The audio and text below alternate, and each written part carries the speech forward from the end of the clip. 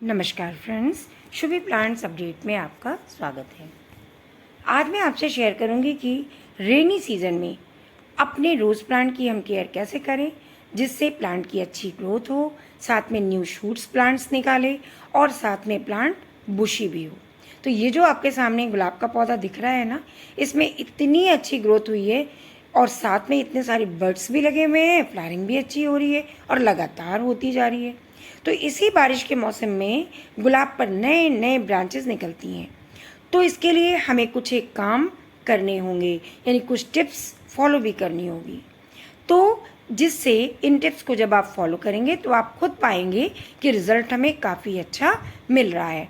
Tips का मतलब काम से है, हमें वो काम करने होंगे जो इस रेनी सीज़न में कर लेने से ये जब इसका मौसम आता है गुलाब के पौधे का, गुलाब का, उस समय हमें काफ़ी संख्या में गुलाब मिलते हैं। तो पहला काम ये है कि आप अपने इस गुलाब के पौधे पर ध्यान देना शुरू करें, यानी कि ऐसी जगह पर प्लेस करें जहाँ पर इन्हें पूरे दिन की धूप मिलती रहे। आप देख भी रहे हैं कि सारे प्लांट्स, मैंने एक प्लांट नहीं लिया है फ्रेंड्स, इस वीडियो में आपको वो सारे अपने प्लांट्स दिखाए हैं, वो सिर्फ इसलिए कि आप देखें कि सारे प्लांट्स में एक समान नई लीव्स निकल रही हैं, नई मल्टीपल ब्रांचेस निकल रही हैं, साथ में मल्टीपल शूट्स भी निकल रहे हैं। तो पहली चीज़, अपने गुलाब के पौधे को हमेशा धूप में रखने की सोचें जहाँ पर इसे पूरे समय की धूप मिल सके।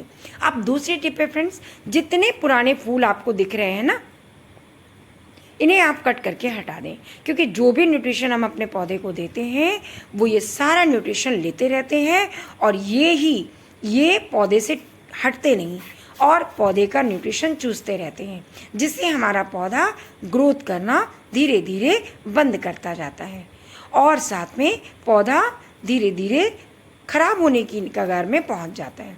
इसलिए जितनी ब्रांचेज हों, अगर सूख गई हों तो उन्हें कट के हटा दें, और अगर फूल सूख रहे हों तो उन्हें भी आप कट करके हटा दें।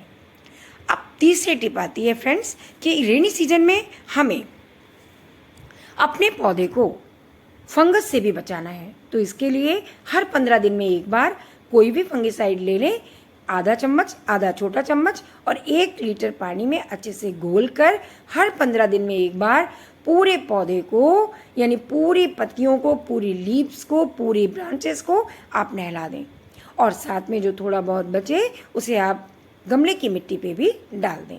ऐसा करने से आप देखेंगे आपके पौधे पर कोई भी फंगस नहीं लगेगी। आप मेरे पौधों को देख रहे हैं, जितने भी 8-10 पौधे हैं आपके सामने मैंने इसीलिए लेके आई हूँ मैं, कि आप देखें कि किसी भी पौधे की पत्तियाँ पीली नहीं हैं, फंगस नहीं है, साथ में इंसेक्ट का भी अटैक बिल्कुल नहीं हुआ है। ऐसा इसीलिए संभव है क्योंकि मैं पूरा ध्यान हमेशा देती हूँ और केयर भी करती हूँ। तो आप भी ऐसा करें, 15 दिन में एक बार फंगिसाइड का छिड़काव ज़रूर करें। अब आती है चौथे टिप की बात, यानी चौथा काम जो हमें करना है वो ये है फ्रेंड्स कि अगर आपके पौधे में पानी खड़ा रह रहा है, पहली चीज़ ओवर वाटरिंग से बचें। अगर अधिक पानी डालेंगे आप तो एक तो देखिए इस तरह से आपकी मिट्टी भी काफ़ी नमी वाली हो जाएगी।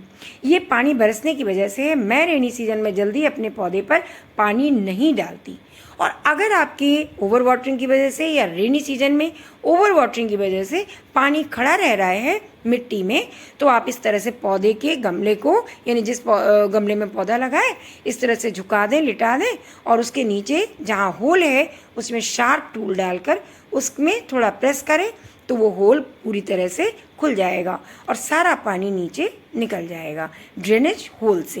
यानी ड्रेनेज सिस्टम को भी सही करना इस बारिश के मौसम में बहुत ज़रूरी है और सबसे बड़ी केयर है। तो इससे क्या होगा, पानी खड़ा नहीं रहेगा और आपके पौधे को, रूट्स को सड़ने से हम बचा सकेंगे, फंगस लगने से भी बचा लेंगे। अब बात आती है कि इस मॉनसून में हमें अपने रोज़ प्लांट पर ध्यान भी देना होगा। तो 5वीं टिप है फ्रेंड्स कि हर समय जब भी हम अपने पौधे के करीब जाएं तो तुरंत इस बात पर ध्यान दें कि इस पर किसी, यानी गुलाब पे थ्रिप्स का, स्पाइडर माइट्स का या किसी अन्य बीमारी का अटैक तो नहीं हुआ, क्योंकि अगर किसी वजह से स्पाइडर माइट्स का अटैक होता भी है तो आप स्टार्टिंग से ही इमिडाक्लोपिड ले लीजिए 1 ml और 1 लीटर पानी में घोल के अच्छे से हर हफ्ते, जब तक आपको लगे कि आपके पौधे पर अटैक है इंसेक्ट का, आप इसमें अच्छे से डालते रहें। नीचे जड़ में भी दें, उसके स्टेम में भी दें, पूरे पौधे को नहला दें। ऐसा इसलिए उससे इंसेक्ट हट जाएगा और दोबारा वापस नहीं आएगा। 2 से 3 बार आप करेंगे फ्रेंड्स, तो आपको इंसेक्ट से आपके पौधे को निजात मिल जाएगी। अब आता है छठा पॉइंट, यानी छठी टिप्स कि कोई भी पौधा जिसकी ग्रोथ होनी है या बड्स निकालनी है या फ्लावरिंग का समय है, तो किसी भी पौधे को बड़े होने के लिए, अच्छी ग्रोथ के लिए, अच्छी फ्लावरिंग के लिए खाद देना तो ज़रूरी है। तो रोज़ प्लांट की खाद कुछ स्पेशल है।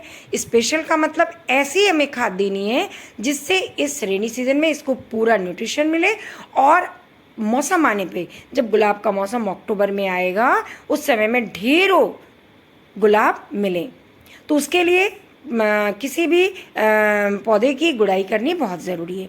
हमेशा याद रखें, जब भी आप 15 से 20 दिनों के अंतराल में खाद देते हैं, उसमें अपने गमले की मिट्टी को ढीली करें। और अब जानें कि ऐसा क्यों करें। ऐसा करने से ऑक्सीजन रूट्स तक पहुंचती है।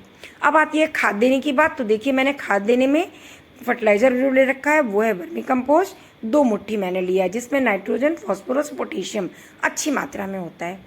अब लिया 1 चम्मच ही ऑर्गेनिक पोटाश, जिससे पौधे में ब्लड्स काफ़ी लगती हैं, फ्लावरिंग बहुत अच्छी होती है। अब ये है एप्सम सॉल्ट। ये मैंने सिर्फ 2 ग्राम लिया हुआ है। 2 ग्राम भी नहीं, 2 ग्राम से कम है, क्योंकि एप्सम सॉल्ट जब आप डालते हैं तो आप देखते हैं आपके पौधे में प्रकाश संश्लेषण का काम बहुत अच्छे से होता है और पौधे की पत्तियों को काफ़ी ये ग्रीन रखती है। साथ में लिया है मैंने 10 दाने DAP के। वो इसलिए क्योंकि मेरा पौधा जिसमें लगा है गमले में, ये है 12 इंच का, तो इससे 2 दाने कम हम DAP लेंगे, यानी डाई अमोनियम फॉस्फेट, जिसमें कि नाइट्रोजन, फॉस्फोरस, जिंक काफ़ी अच्छी मात्रा में होता है।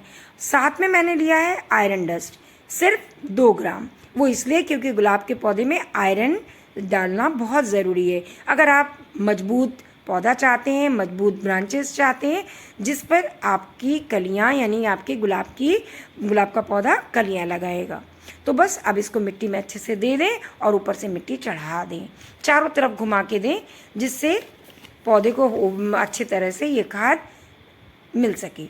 अब हम डाल रहे हैं होममेड खाद, जो कि आपके किचन से निकली हुई यूज़ की हुई चाय की पत्ती है। आपको पता ही है कि चाय की पत्ती में पोटेशियम और नाइट्रोजन बहुत अच्छा होता है और मिट्टी के pH को ये बैलेंस करती है, एसिडिक बनाती है। तो एसिडिक मिट्टी गुलाब के पौधे को बहुत प्रिय है। तो मिट्टी के pH को एसिडिक बनाने के लिए, बैलेंस करने के लिए हमें 1 चम्मच यूज़ की हुई चाय की पत्ती महीने में 1 बार ज़रूर देनी है।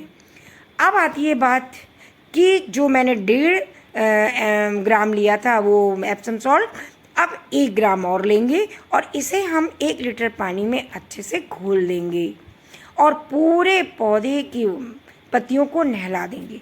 ऐसा इसलिए फ्रेंड्स कि एप्सम सॉल्ट में आप भी जानते हैं कि इसको डालने से पौधे में जो लीव्स होती हैं वो काफ़ी हरी हरी निकलती हैं और साथ में इसके ये ब्रांच को मजबूती भी प्रदान करती है और नाइट्रोजन की और पोटेशियम की बहुत अच्छी मात्रा होती है।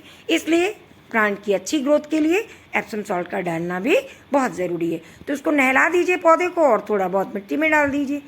अब आती है बात कि मैंने आपको सारे प्लांट्स इसलिए दिखाए हैं फ्रेंड्स कि हमारे सारे प्लांट की ग्रोथ एक जैसी हो रखी है। ऐसा इसलिए क्योंकि मैं समय समय पर अपने इस पौधे का रेनी सीजन में बहुत ध्यान रखती हूँ। तो बस फ्रेंड्स, ज़्यादा ना कहते हुए इतना ही कहूँगी कि ओवर वाटरिंग से बचें और पौधे को पूरी तरह से धूप में रखें। जहाँ तक हो सके इसकी पत्तियों को भी बराबर देखते रहें। चलिए फ्रेंड्स, अब मिलती हूँ नेक्स्ट वीडियो में नई जानकारी के साथ। इसी तरह आप हमारे वीडियो में अंत तक बने रहें, इसके लिए आपको बहुत बहुत धन्यवाद। तो चलिए मिलती हूँ नेक्स्ट वीडियो में, तब तक के लिए हमें इजाज़त दें और इसी तरह से केयर करें तो आपका पौधा भी बिल्कुल इसी तरह से रिजल्ट देगा। चलिए मिलती हूँ नेक्स्ट में, बाय।